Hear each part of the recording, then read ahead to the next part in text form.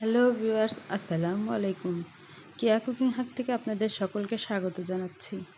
আজকে আমি ঘরে খুব সহজে চকলেট কেক তৈরি করে আপনাদের সামনে দেখাবো। এই চকলেট কেক খেতে খুবই টেস্টি হয়ে থাকে। কেক তো আমরা সকলেই বানাইতে পারি বাসায়, কিন্তু আমরা একটু ঝামেলা মনে করে চকলেট কেকটা বাড়িতে তৈরি করে খেয়ে দেখি না। বাজার থেকে কিনে খেতেই আমরা অভ্যস্ত, বাট একটু চেষ্টা করলে সবাই পারবে চকলেট কেক তৈরি করে খেতে। আজকে আমি খুব সহজেই এটাকে আপনাদের সাথে পরিবেশন করে দেখাবো। দেখুন, আমার চকলেট কেকটা অনেক সুন্দর হয়েছে, খেতেও অনেক টেস্টি হয়েছিল। আর এই চকলেট কেক তৈরি করা এতটাই সহজ, একবার এই রেসিপি দেখে কেউ ট্রাই করলে সে আমার থেকেও ভালো চকলেট কেক তৈরি করে খেতে পারবে। এই চকলেট কেক তৈরি করতে আমি যা যা নিয়েছি একটু পরিমাপটা আপনারা এভাবেই নিলে খুব সুন্দরভাবেই তৈরি করে নিতে পারবেন। চকলেট কেক তৈরি করার জন্য প্রথমে আমি চালনিতে হাফ কাপ ময়দা, 1 টেবিল চামচ গুঁড়া দুধ, 1 টেবিল চামচ গুঁড়া দুধ নেওয়ার পর আমি নিয়েছি 1 চা চামচ বেকিং পাউডার আর সামান্য একটু লবণ।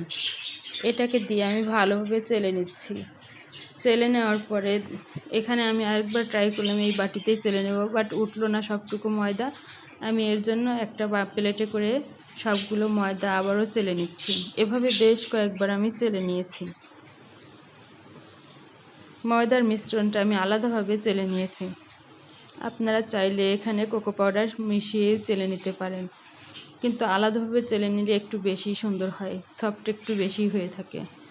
এখানে আমি 2 টেবিল চামচ কোকো পাউডার নিয়েছি। এটাকে নিয়ে ভালোভাবে আমি চেলে নিচ্ছি। চেলে নেওয়ার পরে আমি এগুলো একসঙ্গে চেলে নেব। এখন দেখুন, আমি চেলে নিচ্ছি ময়দার উপরে, যে ময়দাটা আগে আমি চেলে নিয়েছিলাম তার উপরে আবার এটা চেলে নিচ্ছি কোকো পাউডার নিয়ে। আপনারা যে কোনো ব্র্যান্ডের কোকো পাউডারই নিতে পারেন, তবে বেশি ভালো রেজাল্ট পেতে চাইলে আপনারা এখানে মালয়েশিয়ান কোকো পাউডারটা ব্যবহার করতে পারেন। দেখুন, আমি খুব সুন্দরভাবে চেলে নিয়েছি। চালনিতে যদিও বা একটু থেকে যায়, আমি সেটা চামিচের সাহায্যে চেলে নিয়েছি। সব ময়দা আমি একসঙ্গে, কোকো পাউডার একসঙ্গে এটাকে চেলে নেওয়ার পরে আমি এখন একটা চামচের সাহায্যে খুব সুন্দরভাবে আমি মিশিয়ে নিচ্ছি এটাকে। দেখুন, হাতের সাহায্যে খুব ভালোভাবে মিশিয়ে নিচ্ছি। একটু সময় ধরে ভালোভাবে মিশিয়ে নেবেন, মিশিয়ে নিলে খুব সুন্দরভাবে মিশিয়ে যাবে। মেশানোর কাজটা আমার হয়ে গেছে। এখন এটাকে সাইড করে রেখে দিয়েছি। একটা বাটি নিয়েছি, আমি এর মধ্যে ডিম নেব। আমি এখানে 3টা ডিম দিয়ে আজকে কেকটা তৈরি করব। একটা ডিম নিয়েছি, এর মধ্যে থেকে কুসুমটা আমি তুলে নিচ্ছি। এভাবে 3টা ডিম নিয়ে আমি 3বারে 3টা কুসুম তুলে নিয়েছি। আপনারা একবারে ভেঙে নিয়েও 3টা ডিম একবারে ভেঙে নিয়েও কুসুম তুলে নিতে পারেন। আমার সুবিধা মতো আমি তুলে নিচ্ছি। তুলে নেওয়ার কাজটা হয়ে গেলে আমি এটাকে ব্লেন্ড করে নেব। একটা বিটারের সাহায্যে বিট করে নেব সুন্দরভাবে। দেখুন, আমি সুন্দরভাবে বিট করে নিচ্ছি। বিট করার সময় যখন একটু বাবলস হয়ে আসবে, এর মধ্যে আমি চিনি অ্যাড করে দেব। এখানে আমি 1/3 কাপ চিনি নিয়েছি। আর এই চিনিটা একবারে দেব না। চিনিটা একবারে দিলে পানি ছেড়ে দেওয়ার সম্ভাবনা থাকে চিনি থেকে। আমি এখানে 3 থেকে 4 ধাপে চিনিটা অ্যাড করে নেব। চিনিটা গলে না যাওয়া পর্যন্ত আমি বিট করতে থাকবো। আমার বিটারের স্পিড 5 পর্যন্ত আছে। আমি 2তে দিয়ে সবসময় বিট করে থাকি, এতে আমি খুব ভালো রেজাল্ট পেয়ে যাই। বিটারের স্পিডটা ঠিকঠাক নিলে বিট করাটা সুন্দর হয়। দেখুন, আমার বাকি চিনিটাও দেওয়া হয়ে গেছে। আমি কথা বলতে বলতে আমি 3 ধাপে হয়তো বা চিনিটাও অ্যাড করে নিয়েছি। চিনি অ্যাড করা শেষে কিছুটা সময় বিট করার পরে আমি এর মধ্যে ডিমগুলো দিয়ে দিচ্ছি। ডিমগুলো আমি একেবারে দিইনি, একটা একটা করে ডিম দিয়ে নিয়েছি আর একটু করে বিট করে নিয়েছি। দেখুন, আমি সুন্দরভাবে বিট করে নিয়েছি। বিট করে নেওয়ার পরে এখন চারি সাইড থেকে একটু নামিয়ে নিলাম। চারি সাইড থেকে উপরের দিকে উঠে গেছিলো, বিট করে নিলাম আমি, সেজন্য নামিয়ে নিয়ে। দেখেই বোঝা যাচ্ছে খুব সুন্দর একটা বেটার তৈরি হয়ে গেছে। বেটারটা দেখতে অনেক সুন্দর হয়েছে, আর কাটা থেকে দেখুন আস্তে আস্তে পড়ছে। এখন আমি এর মধ্যে এসেন্স হিসাবে দিয়ে নিলাম চকলেট গানাশ। এখানে আপনারা চকলেট এসেন্সটাও দিয়ে নিতে পারেন। আমি চকলেট গানাশটাই দিয়ে নিয়েছি। আমি একটা চকলেট গলিয়ে নিয়েছি গানাশ হিসেবে। এখন আমি এটাকে দিয়ে আর একটু সময় বিট করে নিচ্ছি।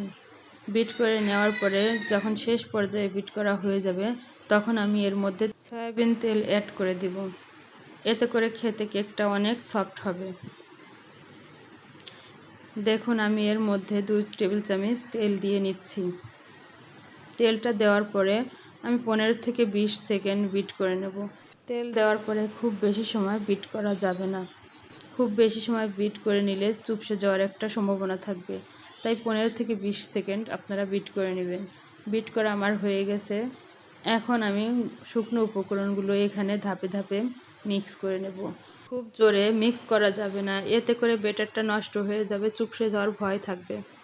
এর জন্য আমি হাতের আঙ্গুলের সাহায্যে কাঁটাটা ঘুরিয়ে ঘুরিয়ে ব্যাটারের কাঁটাটা ঘুরিয়ে ঘুরিয়ে সুন্দরভাবে এভাবে মিক্স করে নিচ্ছি।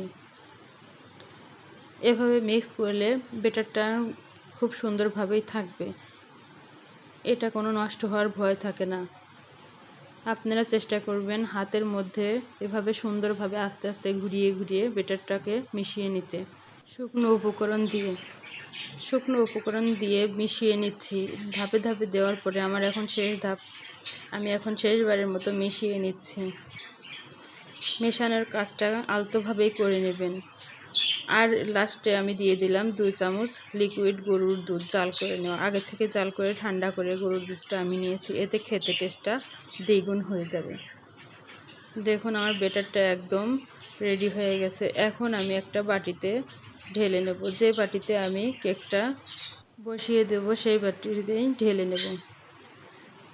একটা বাটি আমি নিয়েছি, এই বাটিতে আমি আগে থেকে তেল ব্রাশ করে নিয়েছিলাম। আপনারা চাইলে এখানে বেকিং পেপার বিছিয়েও নিতে পারেন, কিন্তু আমি বেকিং পেপার না দিয়েই শুধু বাটিতেই তেল ব্রাশ করে নিয়েছি নিচের সাইডটায়। চারি সাইড দিয়ে আপনারা তেল দিবেন না, এতে কেকটা নামানোর পরে চুপসে যাওয়ার ভয় থাকে। স্পঞ্জ কেক তৈরির সময় সব সময় বাটির নিচেই তেলটা ব্রাশ করতে হয়, চারি সাইডে কখনোই ব্রাশ করতে হবে না। আর একটা টুথপিকের সাহায্যে আমি বাবলগুলো ভিতর থেকে বের করে দেওয়ার জন্য এভাবে সুন্দরভাবে নেড়ে চেড়ে নিচ্ছি।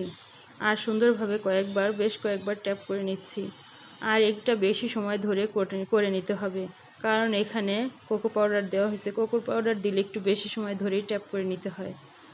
এখন আমি চুলায় একটা হাঁড়ি বসিয়ে দিয়েছি, প্রিহিটে 10 মিনিট হিট করে নিয়েছি। পাতিলের মধ্যে একটা স্ট্যান্ড বসিয়ে নিয়েছি, আর ওর মধ্যে বাটিটা আমি দিয়ে এখন ঢেকে দিলাম। ঢাকনা দিয়ে 20 মিনিট অপেক্ষা করছি। 20 মিনিট পরে দেখুন আমার কেকটা অনেক সুন্দরভাবে হয়ে গেছে। একটা টুথপিকের সাহায্যে আমি আপনাদের সামনে দেখিয়ে দিচ্ছি, ক্লিন এসেছে আমার টুথপিকটা। আমার কেকটা অনেক সুন্দর হয়ে গেছে। কেকটা ঠান্ডা হয়ে যাওয়ার পরে একটা ছুরির সাহায্যে চারপাশ থেকে ছাড়িয়ে নিচ্ছি, কেকটাকে একটা প্লেটে ঢেলে নিচ্ছি। দেখুন একটু ট্যাপ করে নেওয়ার পরে আমি ঢেলে নিলাম। কেকটা আমার অনেক সুন্দর, মাশাআল্লাহ অনেক সুন্দর হয়েছে, খেতে অনেক টেস্টি হয়েছে। আজকের এই কেকের রেসিপি যদি আপনাদের ভালো লেগে থাকে তাহলে লাইক, কমেন্ট, শেয়ার এবং সাবস্ক্রাইব করে দিবেন। দেখুন কত সুন্দর হয়েছে। আজকের মতো এখানেই বিদায় নিচ্ছি। আল্লাহ হাফেজ।